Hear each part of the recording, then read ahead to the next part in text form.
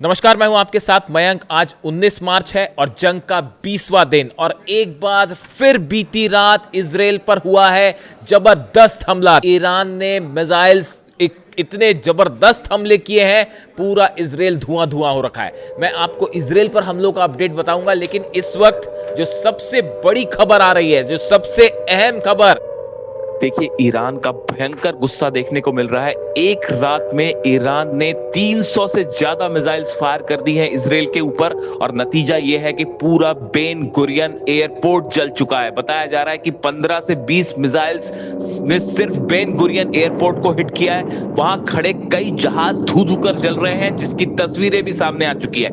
Iran की सेना ने कहा था आज की रात सबसे बड़ा हमला होगा इजराइल पर, और बिल्कुल वैसे ही हुआ। पूरे इजराइल में कई जगहों से तस्वीरें आई हैं जहां भयंकर धमाके हुए हैं। इजराइल का डिफेंस सिस्टम पूरी तरह से फेल हो गया है और नतीजा यह है कि पूरी रात भर इजराइल जलता रहा।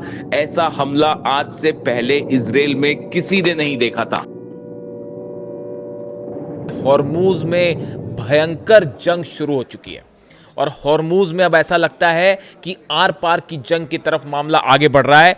देखिए, जो खबरें आई कल, आपने एक खबर देखी होगी कि अमेरिका की तरफ से B-2 बॉम्बर्स से बहुत बड़ा हमला हुआ हॉर्मुज की खाड़ी में। हॉर्मुज में बड़ा हमला हुआ और करीब 2200 किलो का एक बड़ा बॉम्ब गिराया गया।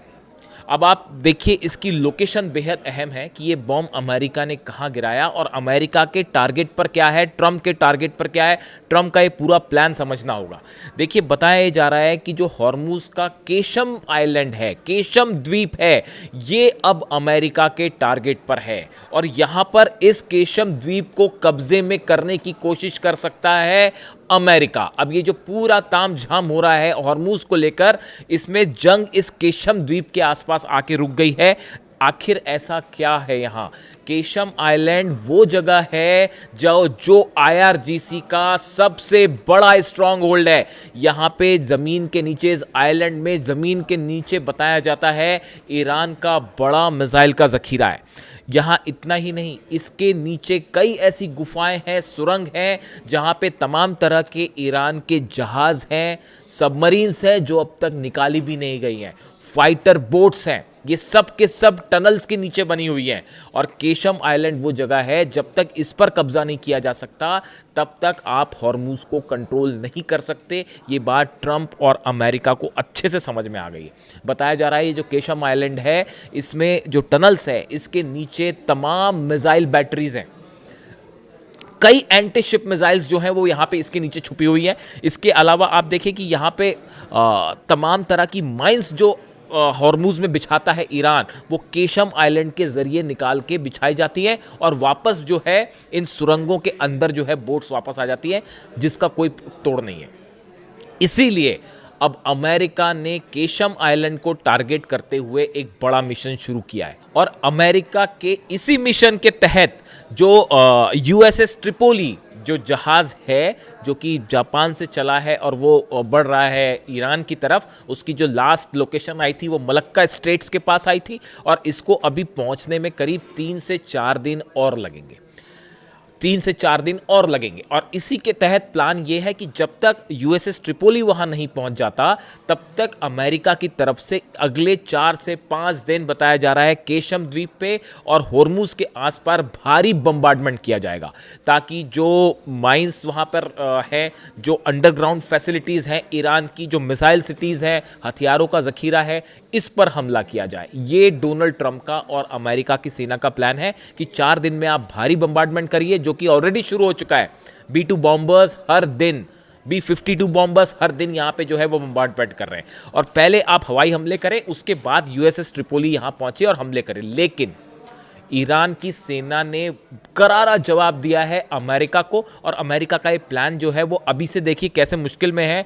पहले तो खबर आई है USS जेराल्ड को लेकर। अमेरिका का दुनिया का सबसे बड़ा एयरक्राफ्ट कैरियर वो ईरान के मिसाइल्स के खौफ से अब भागकर ग्रीस की तरफ बढ़ गया है। ग्रीस ने इस बात को कंफर्म भी कर दिया है कि वो जो है, कहाँ तो फारस खाड़ी की खाड़ी में पहुंचकर हमला होना था, कहाँ इजराइल को USS जेराल्ड आर फोर्ड क्यों भेजा गया था? वो भेजा गया था हाइफा के करीब और उसका काम था कि इजराइल की रक्षा करना। जो पिछली आग की खबर आई थी अब वो कन्फर्म होती दिख रही है। मैंने आपको बताया था कि जेरल्ड आर फोर्ड में आग लग गई और कहा गया था कि वो गलती से आग लग गई है और उसकी लॉन्ड्री में आग लगी है। अब बताया जा रहा है कि वाकई वो ड्रोन स्ट्राइक थी, ड्रोन स्ट्राइक हुई थी और उस पर आग लगी थी और उसके बाद जो है अब इसको पीछे हटाना पड़ा और हटाना ही नहीं पड़ा है, उसको ग्रीस की तरफ आगे भेज दिया गया है। यानी एक प्रकार से आप देखें दुनिया का सबसे बड़ा एयरक्राफ्ट कैरियर ईरान की मिसाइल्स के खौफ से पीछे हट गया है। कल ही आईआरजीसी ने दावा किया था कि हमने कई मिसाइल्स फायर किए यूएसएस जेराल्ड पर और उसके बाद वो जो है वहां से भाग खड़ा हुआ। अब्राहम लिंकन का भी यही हाल है, दूसरा जो एयरक्राफ्ट कैरियर है उसको भी काफी पीछे खींच लिया गया है। पहले 1000 किलोमीटर था, अब और पीछे हो गया। यानी दुनिया के जो दो सबसे बड़े अमेरिका के एयरक्राफ्ट कैरियर्स हैं वो जो है इस जंग में पस्त होकर पीछे हट गए। इससे बड़ी जीत ईरान की नहीं हो सकती। आप देखिए यूएसएस एयरक्राफ्ट, दोनों एयरक्राफ्ट कैरियर आप देखिए, एक पर जो है 90 फाइटर जेट है, एक पे 70 फाइटर जेट है, इतने बड़ा सेना है, सब कुछ है, वो दोनों पीछे हट गए। आप समझ रहे कितना खौफ है ईरान के मिसाइल्स का। उसके अलावा आप देखिए कि जो यूएसएस ट्रिपोली है, अब बताया जा रहा है इसको भेजा जा रहा है ताकि ये वहां पे जाके कुछ कमान संभाले। अब वहां पे वो जब एयरक्राफ्ट कैरियर कुछ नहीं कर पाए तो यूएसएस ट्रिपोली वहां पे जाके क्या करेगा और कैसे एक्शन करेगा और कैसे सेफ रहेगा, इसको लेकर भी सवाल उठ रहे हैं कि यूएसएस ट्रिपोली जैसे ही वहां पहुंचे पता चला ईरान की जो है वो खुर्रम शहर और फतेह 2 और एंटीशिप जो मिसाइल्स हैं वो मेहदी वो बरसनी शुरू हो जाए, इसको लेकर भी तमाम सवाल उठ रहे हैं। अब देखिए इस बीच में एक बड़ा डेवलपमेंट हुआ है। फ्रांस ने जंग में जाने से साफ मना कर दिया है, जर्मनी ने फ्रांस में जाने से साफ मना कर दिया है, ईयू ने कह दिया है, यूरोपियन यूनियन ने कह दिया है कि हम अपने जंगी जहाज हॉर्मुज में नहीं भेजेंगे। इटली ने किसी भी तरह की मदद से मना कर दिया है। अब आप देख रहे हैं नाटो पे जो गुस्सा हो रहे हैं ट्रंप, अपना फ्रस्ट्रेशन, इसके लिए सही शब्द फ्रस्ट्रेशन है कि जो डोनाल्ड ट्रंप अपना फ्रस्ट्रेशन दिखा रहे हैं उसकी क्या वजह है। नाटो के जितने बड़े देश हैं, यूरोप के जितने बड़े देश हैं, उन्होंने इस जंग में शामिल होने से मना कर दिया है। डोनाल्ड ट्रंप को सीधा सीधा मना कर दिया है। यानी जिनके भरोसे बैठे थे कि शायद कोई मदद करेगा, मदद करना मना कर दिया। इसीलिए ईरान की सेना कह रही है कि मदद मांगते फिर रहे हैं। कल आईआरजीसी का बयान आया कि जो है डोनाल्ड ट्रंप जो है वो तमाम देशों से जो है मदद की भीख मांगते फिर रहे हैं, ये बात कह रही है ईरान की सेना की तरफ से, ये बात कहा गया।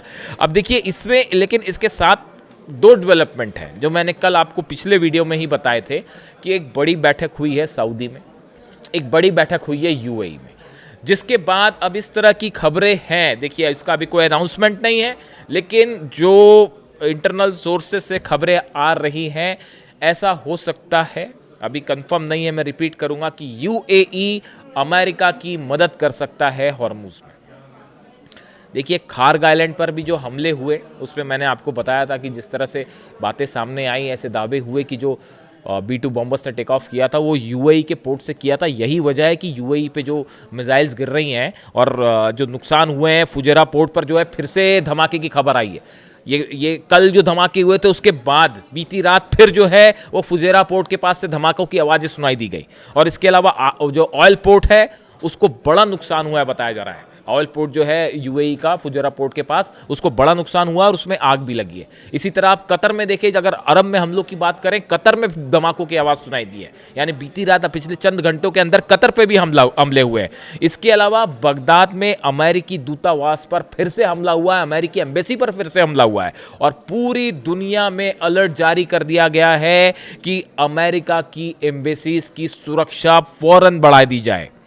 यानी खतरा पूरी दुनिया में अब मंडरा रहा है अमेरिका के ऊपर। जो बात पहले से हम इस बात के लिए आगाह कर रहे थे कि ये मामला जो है सिर्फ सीमित नहीं रहेगा ईरान तक या फिर मिडिल ईस्ट तक।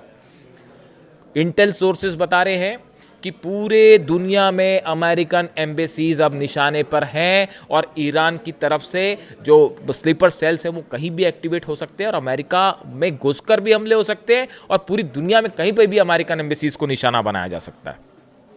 इसके अलावा अगर आप सऊदी की बात करें, देखिए सऊदी की भूमिका को लेकर तमाम सवाल उठ रहे हैं। मैं अभी उस बारे में कुछ नहीं कहना चाहूँगा, लेकिन ये ज़रूर है कि सऊदी जो है वो सीधा टारगेट पर है ईरान के। और एक बड़ा हमला ऐसा हुआ है सऊदी पर जिसका जिक्र करना बेहद अहम है। हालांकि ये हमला 24 घंटे पहले हुआ है, यानी कि ये हमला 18 तारीख को हुआ है। देखिए, Iran has reportedly launched a series of drone strikes targeting US military assets in the middle east, destroying the American ANFPS 117 radar near Al Qasim airport in Saudi Arabia. Saudi Arabia के airport पर America का ANFPS 117 radar system जो लगा हुआ था, इसके ऊपर drone strike होती है और यह पूरी तरह से तबाह हो जाता है। यानी एक बार फिर एक और रडार सिस्टम अमेरिका का तबाह हो गया, जिसकी कीमत 20 मिलियन US थी।